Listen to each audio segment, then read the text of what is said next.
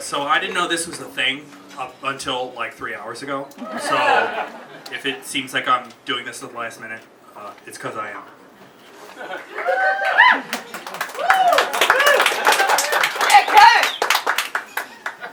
So about 3.5 years ago, my father took his own life. I was living with him at the time, along with my brother.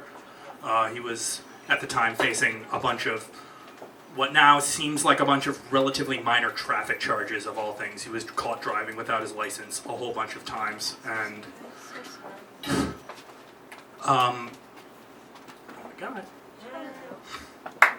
I love you, Kevin! Oh my god, shut up. So, didn't expect this to happen. When you added up all of the charges together, he was looking at around maybe 3 months jail time, which doesn't seem like that big of a deal, but it turns out they don't let you drink in prison. And that turned out to be more important to him than basically anything else in the world. This story isn't about that, though. This is 3-4 months after that happened. The funeral was over. I had talked to all the lawyers. I had just started a new job 4 days after my dad died. I was supporting a brother who was out of work.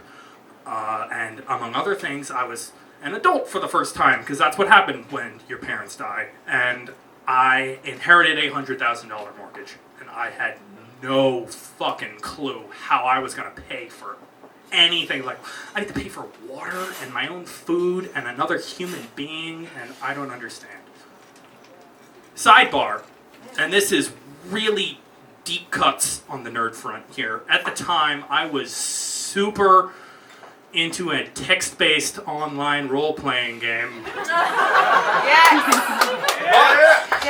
called Kingdom of Loathing, which is really good and you should all play it. But the important thing to remember is that in this game, sort of like how in World of Warcraft you have like guilds, which are things that people organize into, in Kingdom of Loathing you have clans, which are basically guilds. And I had known my clan for about 3 years.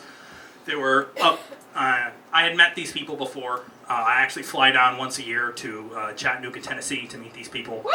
Sidebar, if you are ever flying to Tennessee and the people at the airport ask you why you're going there and you say you're going to a Klan meeting, they are not going to think it's very funny. So I had met these people before, and I am telling them, I am venting to them, oh my god, I have all these bills I need to pay.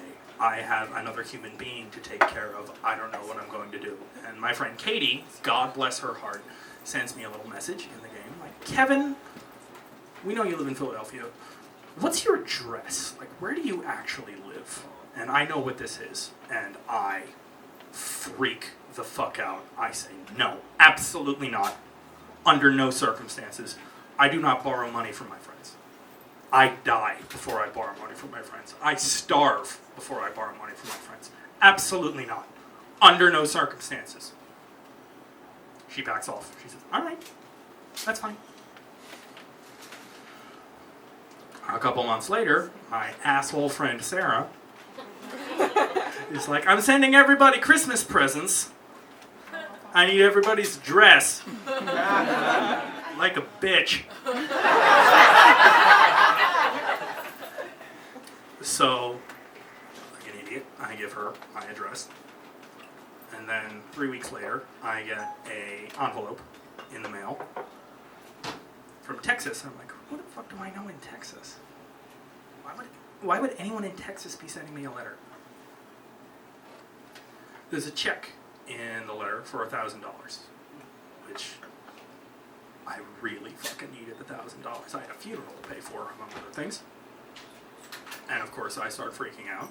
I say no, absolutely not, under no circumstances. And there's a note attached that came in the mail with the letter that changed my life. And I'm paraphrasing, and it said, Kevin, life has dealt you a really shit hand.